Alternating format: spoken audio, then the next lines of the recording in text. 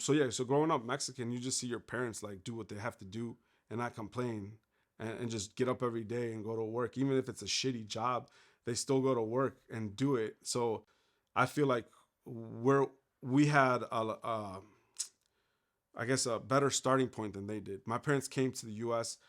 obviously illegally, but obviously now they're dual citizens. But they didn't speak English, and this is to survive in a nation where you don't speak English. Yeah, obviously there's Mexican communities, and then to get a job at a factory to do something monotonous day in and day out. Um, Say my dad, he worked the third shift and the second shift, and my mom worked the first shift. So it was like my dad would take care of us, during the day, and my mom would take care of us in the evening. So it's like, that goes to like if you have kids, like they figured it out because they didn't have somebody like my grandma wasn't here to watch us. Um, but they did what they had to do to make it work. Um, and like, yeah, I don't know, they're just inspiration because I feel like they accomplished I feel like they accomplished a lot.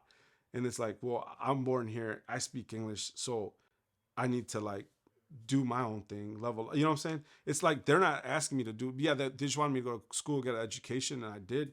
But I feel like I could do more than just that. My mom's goal for me was to be an engineer because she saw that the factory she worked at, the engineer didn't do shit. I also did a summer job and worked in my dad's factory, and I totally understood how hard it is. Which was like, damn, like my dad does this every day. Like he did parts for airline company bearings. So because I was an engineering major, he's like, oh, that was more industrial engineering. I was electrical engineering, but he got me a summer job there, and I would go on the first shift, and it was like 6 in the morning, and like it was a factory where they made metal parts, so there was a lot of oil in the air. So that when you walked in there, there's no AC. It's summer. It's hot. The air is thick of oil because of the air. So when you walked in, you started to get what felt like a thin layer of oil on your body.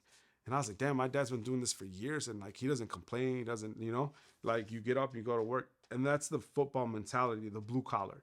You got something to do, you get up. You're tired, cool. Everybody's tired. Suck it the fuck up. That's one thing I used to hear. Suck it up. Like you want to win, you want to do this. This is what you got to do. If if you can't do that, then you can't win. Like you can't be lazy. Like you're a hustler. Like you're a businessman yourself, entrepreneur. Like nobody's gonna give you free money. Nobody's gonna give you a free pass. You have to get it.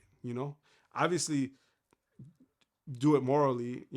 Don't fuck people over, but at the end of the day, like it's really on you what you want. And the hardest thing in life I realized is figuring out what you want or what you want to do with the rest of your life. And when you do figure that out, it's easy because it's again finding the goal that you want to pursue. Like if getting a new car is your prime objective in life and that's your goal, then you set a plan. If owning a shoe flipping business is your objective, you have the roadmap to do it, it's not hard. You know? Oh, you got to get funds. Get a credit card. Oh, I don't have good credit. Well, figure out to have your parents or whoever has good credit to sign you on a card. It's like, to me, nothing's hard. Nothing seems impossible. Obviously, I'm like still learning and I'm still growing. I'm sure there's going to be things that seem impossible in the future, but I feel like I've learned enough and I have enough skills to like adjust or figure out what I need to do. And if I don't know what to do, I'll ask somebody. And if I don't know somebody that knows the answer, I'll ask the internet. And if I don't know the internet, like there's always a connection. You could always find somebody that knows something you don't know. You know, finding your purpose is tough. Okay, with engineer, so I did my engineering interns at the top five company, which at the time were AMD, uh, Intel, Texas Instruments, National Semiconductors, and I worked at Analog Devices. So it was in North Carolina. So they offered me a job, and I was like, North Carolina is like a big suburb. It's really dope. People are really nice, but I didn't have like the friends or the support. Um, your friends were the people that you work with, right? Which cool people, but I was like, damn, like I feel like this is very slow. I want to work as an engineer in the city, in Chicago. So I came back to the city, and I started going to all these job fairs, applied for a bunch of jobs, and basically, all the jobs where I was applying for, they were entry level because I was a recent grad, and my experience was that of a junior level engineer because all the things that I did were junior to senior level because the company I interned at was I was doing advanced so FPGA design, which is like huge right now. Anyways, all these companies would tell me that you're overqualified uh, to apply as a entry level.